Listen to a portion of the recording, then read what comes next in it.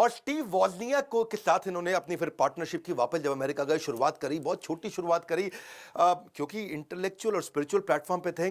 तो इन्होंने हमेशा से बल्कि ये वही व्यक्ति थे जो को फाउंडर बने दुनिया की सबसे बढ़िया आईटी कंपनी के। शुरुआत में उन्होंने अपनी फोक्सवैगन इनके पास थी उसको बेचा, इनके पार्टनर ने अपना कैलकुलेटर बेचा, उसके बाद उन्होंने शुरुआत करी अंडरवेयर में ही कस्टमर से मिलते थे नंगे पांव, पैसा नहीं था कपड़े पहनने का। लेकिन 1981 आते आते इन्होंने रिकॉर्ड तोड़ दिए जब इन्होंने आईपीओ लॉन्च किया अमेरिका के अंदर एप्पल का। 1983 में ये अमेरिका के 500 सबसे अमीर आदमियों में आ चुके थे, यानी कि जब ये 23 साल के थे तो $1 मिलियन, 24 साल के थे तो $10 मिलियन और 25 साल की उम्र तक $100 मिलियन कमा चुके थे।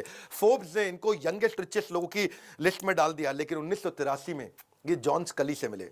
ये जॉन स्कली की कहानी सुनिए। जॉन स्कली को उन्होंने पूछा, पेप्सी के सीईओ थे, भैया जॉन स्कली तो जिंदगी भर चीनी का पानी बेचता रहेगा या दुनिया बदलना चाहता है? अगर चीनी का पानी बेचना तो जिंदगी भर तो जा पेप्सी में ही काम कर, वहीं का सीईओ रहे, पर दुनिया बदलना है तो एप्पल में आ जा। जॉन स्कली बोला एप्पल में आऊंगा, मुझे दुनिया बदलनी है।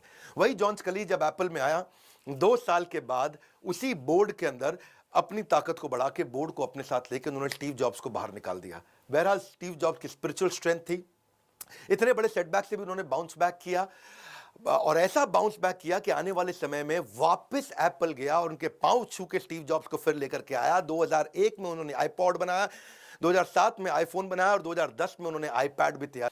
इनके पिता जो थे ना वो गैराज के मैकेनिक थे, साधारण मैकेनिक थे और उनको मशीन्स बहुत पसंद थी। ये भी पिता के साथ रहा करते थे, जो उनके पॉल इनके पिता का नाम था, और वो हर चीज अपने हाथ से कुछ भी बना लिया करते थे। तो एक दिन वो कुछ फर्नीचर बना रहे थे और फर्नीचर जो दीवार को लगना था उसमें पीछे की साइड पे वो नया सुंदर माइका लगा रहे थे, brand new high quality mica लगा रहे थे।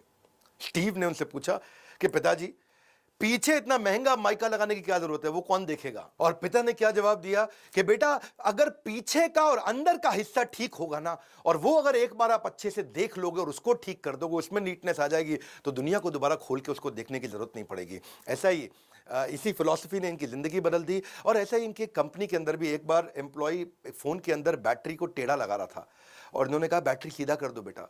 तो उसने कहा कि भैया बैटरी टेढ़ी है सीधी, अंदर खोल के कौन देखेगा? तभी स्टीव जॉब्स ने कहा अंदर खोल के अभी देख लोगे तो फोन इतना बढ़िया बनेगा, दोबारा खोल के किसी को देखने की जरूरत नहीं पड़ेगी। तो नीटनेस से ही परफेक्शन आता है।